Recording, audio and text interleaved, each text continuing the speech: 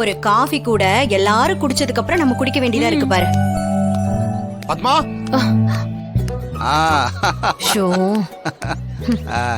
என்ன பத்மா, நீ அந்த புவனேஸ்வரி கிட்ட பேசிட்டு இருந்ததை பார்த்தப்போ என்னமோ தில்லு முள்ளு வேலை பண்ண போறேன்னு நினைச்சேன். ஆனா இங்க நின்னு காபி குடிச்சிட்டு இருக்கியா? உன்னை போய் ஒரு நிமிஷம் தப்பா நினைச்சிட்டேன் பாரு. இப்பதான் நீ சரியான காரியம் பண்ற.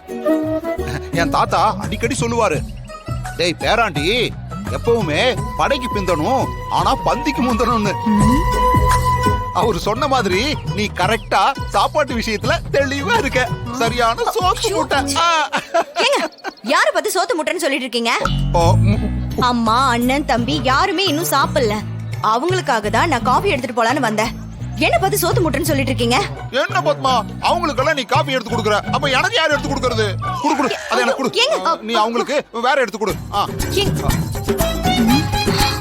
என்ன நீ இவர் இப்படி சொல்லிட்டு போறாரு? அவர் கிடக்குறாரு, அவருக்கு வேலையே இல்ல. நான் போய் காஃபி எடுத்துட்டு வந்துடுறேன்.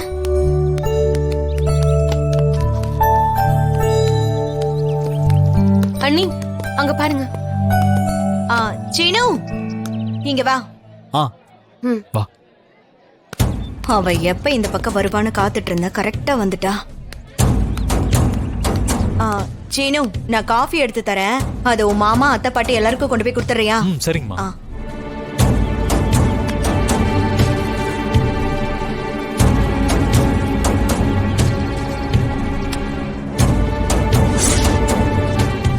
சீனு சீனு, நீ இரு, நான் கொண்டு போய் கொடுக்கறேன். கொடுங்க அத்தை. இல்ல இல்ல பரவாயில்ல, விடு, அவனே கொடுப்பான். பரவாயில்ல, கொடுங்க. விடு விடு மாயா, கொடுங்க அத்தை.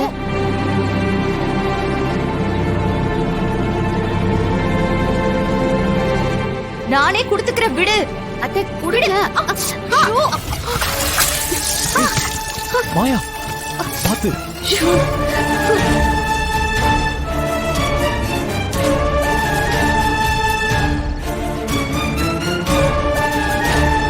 அம்மா, இப்படி அம்மா பண்ணுவீங்க?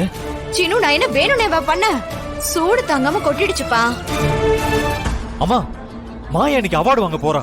அவ புடவையில காஃபி கரையோட போயிட்டு எப்படிமா அவார்டு வாங்குவா? சீனு, நான் தெரியாம பண்ணிட்டேன்னு சொல்றேன்ல, சும்மா அதையே சொல்லிட்டு இருக்க. மா, என்னமா நீங்க? சீனு விடு, சூடு தாங்காம கை தவறி கொட்டிட்டாங்க.